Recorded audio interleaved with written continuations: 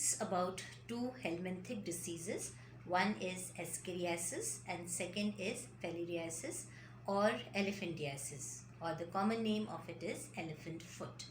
Both of them, they are worm infected diseases, and they are helminthic. They come under the category of helminthic diseases. Let's begin. Let's have the look of both the diseases. The first one is Filariasis. The causing organism of the Filariasis is Ascaris lumbricoides. They have male and female separately. The worms are present. They are not having both the genders in one. They are separate, male Ascaris and the female Ascaris. The mode of infection is through the feces of the infected person. It contaminates water, soil or plants, and when from there it is taken by the healthy person, the healthy person gets infected in it. The person gets infected. Common symptoms for it: abdominal pain, ingestion, internal bleeding, because these are the worms. They transfer, I'll just explain the life cycle afterwards. They transfer themselves from the intestine to the circulatory system, and then they will go to the lungs and all that area. So when they are shifting from one part of the body to another body, internal bleeding might occur. Muscular pain is there, as it's an infection. Definitely body will fight through it, that is, so fever will be coming, anemia will be there. These Ascaris, they grow, they live in the intestine. Because of that, there will be digestive problem. So the patient will have nausea, the feeling of vomiting will be there.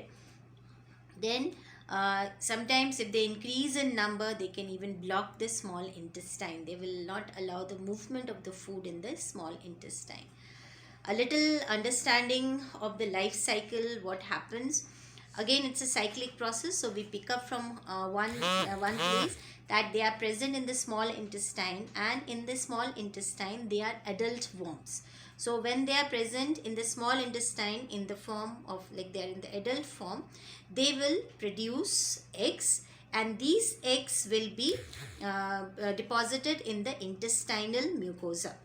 Then these eggs will hatch, and from there a larval form which is called as rabiditiform larva will be there, and it will be excreted out. It will be given out from the body of the patient, the rabiditiform larva.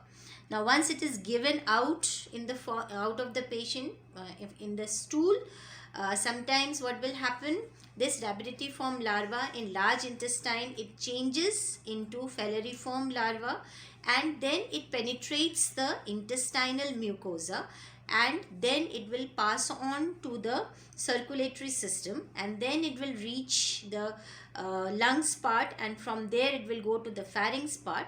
And once it goes to the pharynx, again the patient will swallow it. It will engulf, just like that we are taking in our saliva. So we'll take our saliva, along with that will come from the trachea, it will come to your the esophagus, and it will go to your stomach, and then to the small intestine, and then to the large intestine, and the whole process again it will be repeated. That once it reaches the small intestine, again it will be converted into adult form, and it will start laying the eggs.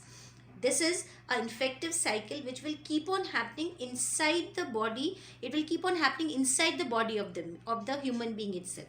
Small intestine, large like adult worms secreting rabiditiform larva, or in the large intestine this rabiditiform itself changes into filiform larva, again goes to the circulatory system, goes to the trachea, pharynx, to the esophagus, again swallowed by the human being, again comes back to the small intestine. So it is it's a kind of an auto infection which will keep on running inside the body. But if once rabiditiform larva is given out of the body, now what happens here? Once it is excreted out, it develops into this rabiditiform larva can develop into two ways. Once it can get converted into filiform larva again, and then this filiform larva will penetrate the skin. They will come in contact with the skin, and then again goes inside the human body for the infection. Or in other form, what it's going to do, it will develop into free living adult forms which will produce eggs The fertilized female worms will produce egg. Then rabiditiform larva will be formed from that egg. And then rabiditiform again will develop into filiform. And then again it will be ready to infect the here it will be formed, the eggs will be formed, the rabiditiform will get converted into filiform, and then this filiform larva is ready to infect the human body again. So in this case, what is happening? An auto-infection will keep on happening in the body. If it is excreted out, it will develop into free living form. Then the eggs will be laid. Rabiditiform larva getting converted into filiform larva. Then again, when the skin comes in contact of the patient, when soil is there, and when we are walking bare legs, and it will just penetrate your skin, it will go directly to the circulatory system, then it will go to the lungs part, then it goes to the pharynx, then the part, and then it goes to the esophagus, again swallowed by the patient, and it goes into the stomach of the patient, goes to the small intestine, and the whole process begins. So in this case, the target organ, the target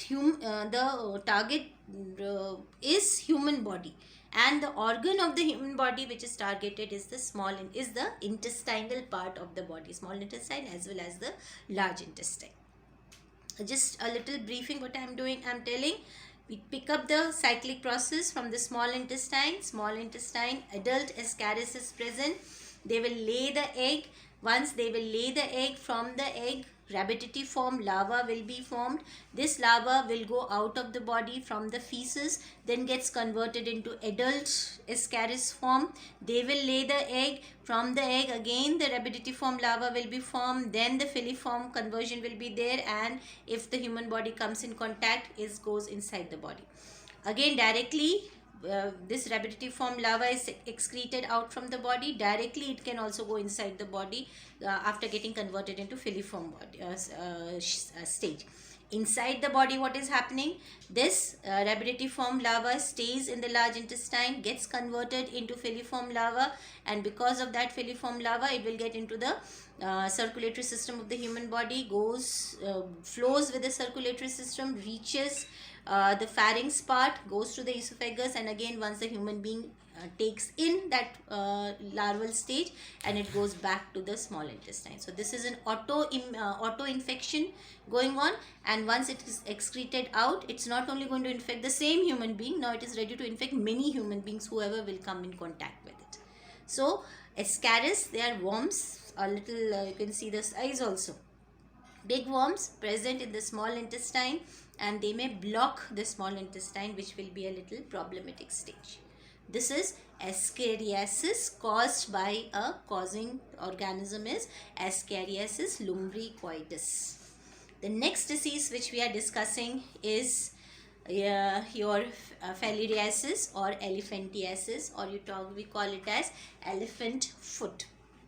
Now this disease is caused by two organisms. One is Vaucaria brauncrofti, and another one is Vaucaria malai. We can call it as Bulgaria malai also. These are the varieties which will be, these are the species which causes this elephantiasis. The mosquito, it is a vector transmitted diseases, and the mosquito which transfers this disease is Culex mosquito from the infected person to the healthy person. The symptoms is inflammation of the organs in which they live, blockage of the lymph vessels of the lower limbs resulting in the swelling. Lower limbs appear like legs of the elephantiasis. That is why the name that elephantiasis is given to it.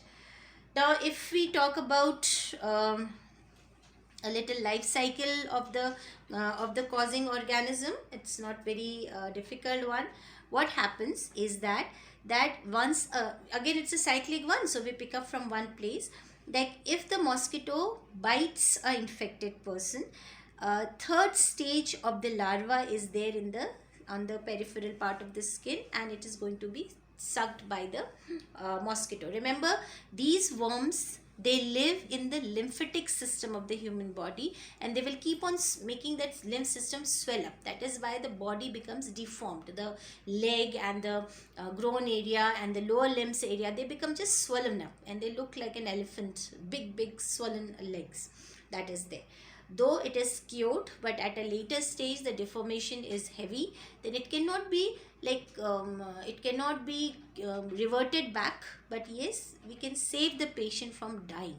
But if the deformation has exceeded a limit, it cannot be reverted back. So what happens once the mosquito takes the blood meal, the third stage of the of this worm goes inside the body of the third stage of the larva. A stage of this Vaucaria malai or brown coffee is given into this in the body of the in the human body. Then they will travel down to the lymphatic system in case of adults, and then in lymphatic system they will produce a kind of a stage which is called as microfilariae, and this microfilariae will migrate to the peripheral blood circulation. Now this microfilariae is a sheathed one. It is having a protection all around it, and once the mosquito again bites the infected person, that microfilariae goes inside the body of the mosquito. Once it goes into the mosquito's body, the sheath will be shed off from that microfilariae, and then it will penetrate the midgut of the mosquito and then passes on to the thoracic muscles of the mosquito. There it will develop into first stage and second stage, and again the third stage of the larva will be developed there. After it has been developed into the third stage of the larva,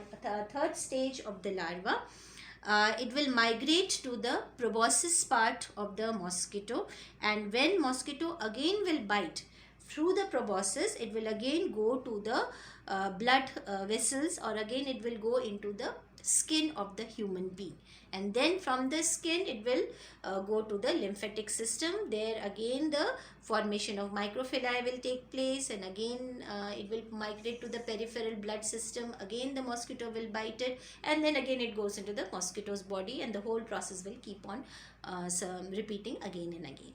So this is a kind of a cyclic life cycle, and in this case this Vaucaria bronchopti and Vaucaria malai, the geographical distribution of such worms are very less. Like in India, hardly 2 to 3% gets this disease. If you talk about like 1 lakh people, out of that hardly 100 people will get such kind of disease. But yes, it is a tropical disease, and it is little bit more found in African continent. In Indian continent, it is very rare. Thank you.